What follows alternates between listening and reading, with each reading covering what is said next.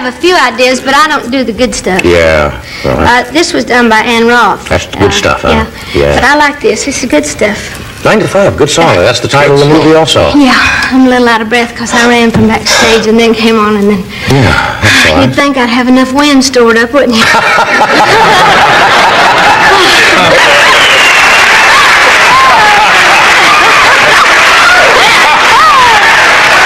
Sure, I got the whole world. Yeah, all right. In his hands, he's got The whole world.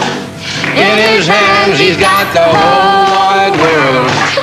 In his hands, he's got the whole world in his hands. Okay, he's got you and it. In his hands, he's got... Well, I travel all the time, and it's so convenient, and even when They're rather expensive, too, aren't they? not these cheapos.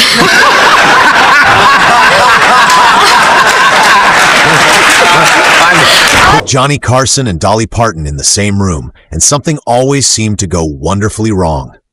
A harmless question, a mischievous smile. Then suddenly, Johnny was laughing at a conversation he had completely lost control of. But here's the best part. Dolly didn't even need to tell a joke. Sometimes all she needed was one perfectly timed sentence to turn America's most famous late-night host into the easiest person in the room to crack up. And once these two got started, there was no telling where the conversation would end. But it sure is going to hurt. But it's sure going to hurt. Well, actually, that was not the first one. That was a song that I wrote with my Uncle Bill Owens, who was managing me there, and we used to write a lot of funny, silly songs together, but there were some great ones. The first one, I was 10 when I recorded. I brought my guitar. There was a few other great songs that I thought was so good, and they're just the worst in the world. The first one was a little song called Puppy Love, and it'd go on.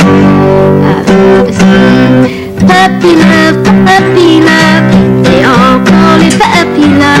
I'm old enough now to kiss and hug, and I like it. It's puppy love. That was the first one. And then Dolly showed up dressed to steal the spotlight, but Johnny was about to discover that her outfit was only the beginning. Some minister was telling the children that there was no Santa Claus or something, that it created a lot of controversy among parents. And I can remember when my folks told me the first time that there was, really can't, when there was no Santa Claus. And it really, catches you off guard. How old were you? I was 28. But we do that every year. We set him up, and we've been doing that as kind of what you'd call a Christmas joke.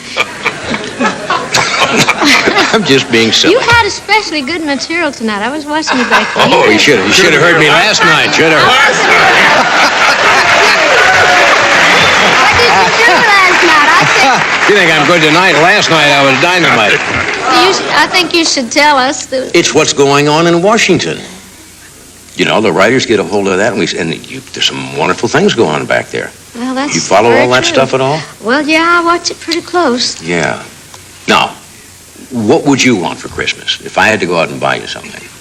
I'm really the easiest person in the world Yeah? to buy for because I love jewelry. Everybody buys me earrings. But not expensive jewelry, not like your women. I like junk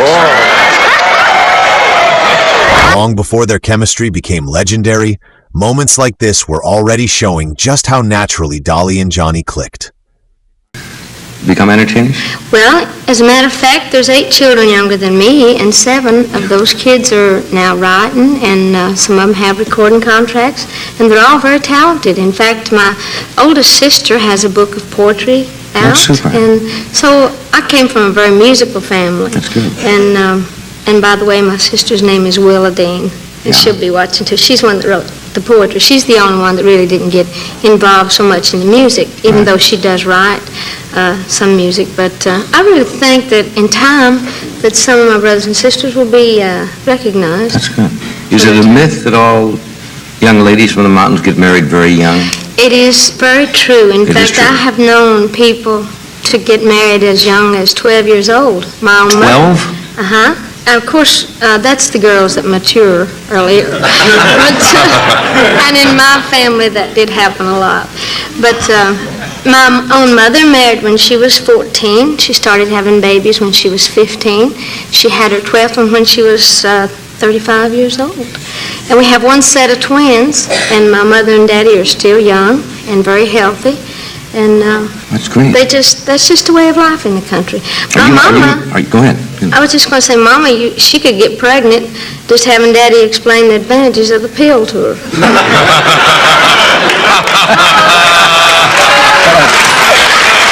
You have these made. I think we talked about that. You said that you have a gal who makes these? It does make things. And, of course, I just wanted to tell you that I'm really happy that I got a chance to come back so soon.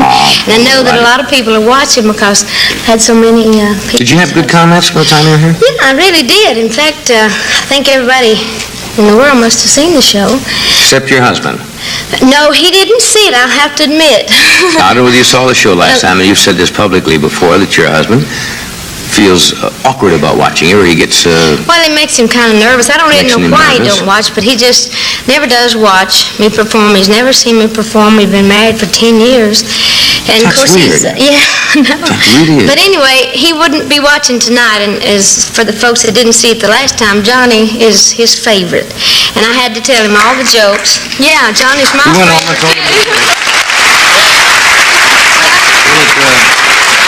Some guests gave Johnny an interview. Dolly gave him a conversation, and that made all the difference. I guess it's good to test your nerves. You know how strong you are if you have to go through a thing like that. But everything's going to be fine, and for the folks that care about me, I appreciate that. Everything's fine.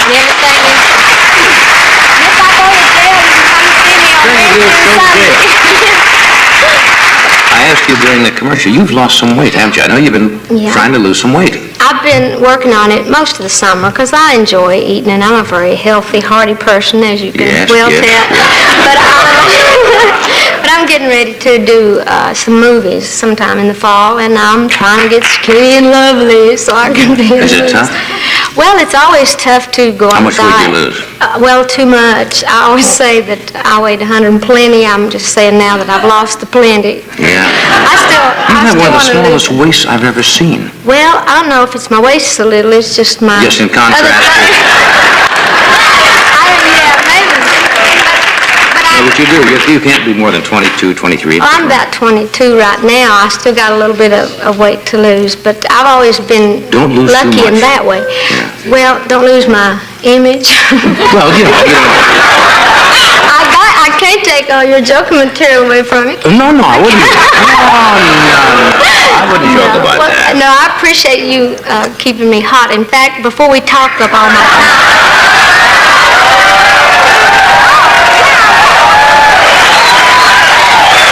After all those years, Dolly and Johnny could make an ordinary conversation feel completely unpredictable. You know, I didn't really grow up in the movies like a lot of you did because we lived way back in the mountains and we had a drive-in movie. The first movie I ever saw was Robert Mitchum in a movie called Thunder Road. Remember that? Yeah. Yeah, well, it's an old movie, but the reason we went to see it is the first movie that any of my family had ever seen, and Daddy loaded us up in a pickup truck, and we all went to this drive-in, and we all piled out and listened and watched this movie because it was about it was a story about a boy from up that part of the country that used to run moonshine whiskey, and so it was based on a real true story of people that our family knew, so everybody in the whole county was going. So I thought that Robert Mitchum was the only star. It's right, I guess they're all phased out now, aren't they? They don't have many drugs. They hardly ever have them. Every now and then, as we travel around the country in concerts, going to little towns on our buses, we'll see a drive-in movie, and that's fun. I kind of miss them. I used to do a lot of necking in them. Yeah, I know. Yeah. Well, I mean, that was what you did. It was the only way to get away from your parents. Did you know about things like that when you were growing up? I mean... Did I? Yeah, you know about... Well, I always knew about things like that. Well, I mean, you had to learn from some... What, the kissing and necking? Kissing and necking, sure. Well... At this point, Dolly and Johnny barely needed a setup. The smallest remark could send their conversations somewhere hilarious. You know, that you'd hope you'd get? Well, I wanted everything. Yeah. I think I have your letter right here. I did, Santa. That's your That letter. didn't mean I got it, though. No, I know what you mean. But I always boys used to look through the catalogs, that we used to get. And I wanted those walking, talking dolls so bad. But see, we always had our own babies, and we had one brother.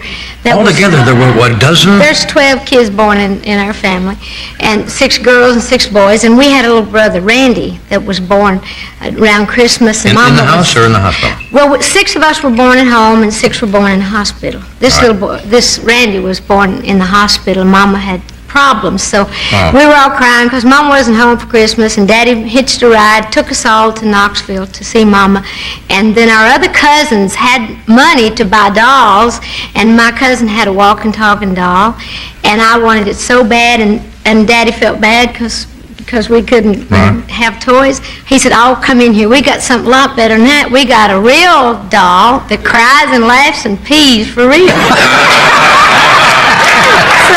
This was Dolly and Johnny at their best. One little exchange was all it took to get the fun started. He was just a little much for me. He put me on a... How could anybody be too much? He did... I mean, you're a healthy young lady yourself. But he's a great inspiration to be around. He really put me on a fast when we first started out. Nutrition and all that Yeah, stuff? he put me on a fast, and I got a real bad headache, so I took 2 cheeseburgers and went to bed. Yeah. So I never Called him in even the worked morning. with him anymore. What did he want you to do? Eat certain kind of foods? And... No, he actually was very respectful of me, and he just told me what all I was doing wrong. He came to my house one day when we were rehearsing the songs. Yeah. And he opened up my refrigerator and he just shoved it back. He said, "I don't believe I can't look in there." Because I had Wonder Bread and Velveeta cheese and all that stuff. But I'm doing better. I've lost quite a bit of weight. You look good. Myself. Thank you. Waist, little teeny waist you've got there. Well, I've been working hard. But you mentioned his physique, and it's a nice physique, but I got the impression, do you prefer, say, the average-looking guy would say, just, nice build, or the Steve Steroid type of guy? The really pumped up. I never met a man I didn't like. Really? I like them all. I really go for the personality and the heart and the soul. So the physical Yeah. is not that important. But he was, not necessarily. Yeah. But he was fun to look at. He was a great inspiration. So. Well, that's good. Well, it's true. I mean, the man takes care of his body, right? That's right. He's short. Like me and Ed do. That's right. I mean, look at this hunk. Yeah. You think I would take Stallone over this? You? No way. No way. Well, you're just flattering us. I know that. Yeah.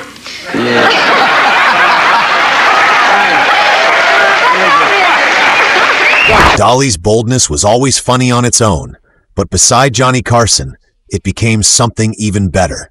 Johnny knew when to challenge her, when to play along, and most importantly, when to simply get out of the way. Dolly could take the smallest opening and turn it into a punchline neither Johnny nor the audience saw coming. To me, that's what made these two so entertaining together. It wasn't just Dolly being funny or Johnny being a great host. It was the way each brought out something better in the other. That kind of chemistry can't be scripted. And decades later, it's still just as much fun to watch. People make jokes about you, as you said, but you make more comments about yourself and the wigs and the clothes and costumes than anybody else, right? Well, I do it because I choose to, but there's a lot of jokes. Does it ever bother you when people make... It used to when I was real young in the business, when I first moved to Nashville. I didn't quite know how to take it, but anymore, there's not a road show on the road that don't make some sort of jokes. Yeah. A lot of the country music people, good friends of mine, they do jokes like, I know one act, there's, do you know what's worse than a giraffe with a sore throat? And they say, no what? And the answer is Dolly Parton with a chest cold. Yes, You have to get used to it. Puppy love, they all call it puppy love. I'm old enough now to kiss and hug, and I like it. It's puppy love. That was the first one.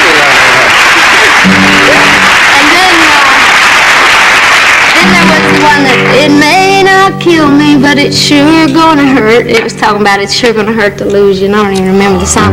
Then I had one called I don't want to throw rice I want to throw rocks at her. I'm dreaming of a Smoky Mountain Christmas, with the kids around the fireplace stringing popcorn for the tree. I'm dreaming of a Smoky Mountain Christmas, with nothing much that money buys, but everything worthwhile in life. Dreaming of a Smoky Mountain Christmas. You can take the girl from the country, I have heard them say, but you'll never take the country from the girl. And me, I've been a rambler for the better part of life, but no matter where I wander in this world, I keep dreaming of a cabin in my Smoky Mountain home. Dreaming